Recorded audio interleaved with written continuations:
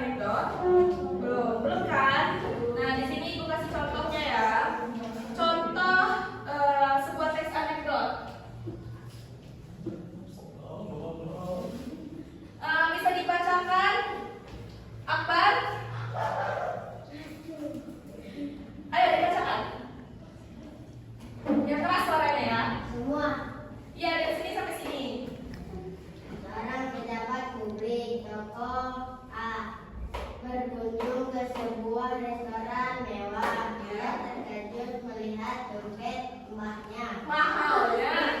Dompet mahalnya Tertinggal di kursi. Saat ia hendak pulang, ia memanggil pelayan tokoh B dan pertanyaan apakah pelayan itu melihat dompet dengan wajah polos.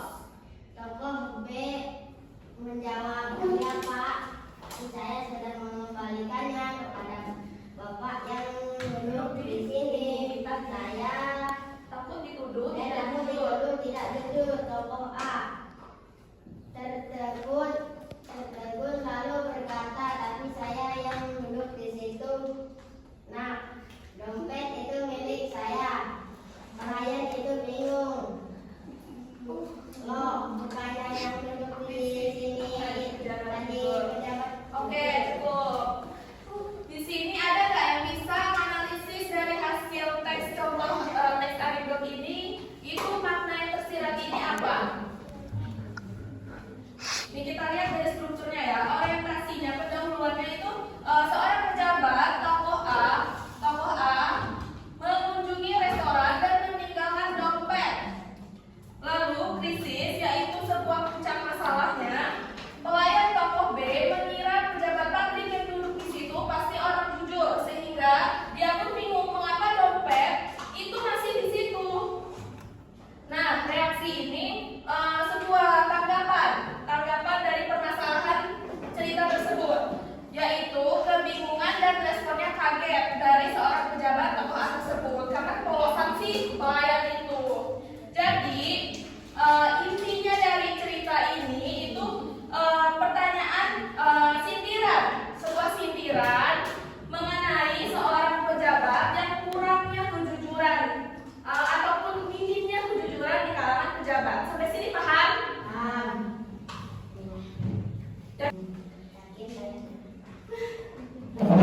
Oke, di sini Ibu mau minta Ibu akan bagiin sticky note ke kalian. Kalian tulis sebuah cerita pengalaman lucu kalian di skemata kalian. Pengalaman mau di sekolah maupun di rumah yang menurut kalian itu paling lucu, yang paling asik apa? Dan dalam sebuah cerita itu mengandung sebuah makna tersiratnya, sebuah arti dari kelucuan tersebut. Entah itu sindiran, kritikan, kayak misalkan ngomongin teman bau ketek. Nah, bisa kayak gitu contohnya ya, itu contohnya. Nggak kayak gitu ya maksudnya. Ditulis dari sekarang ya.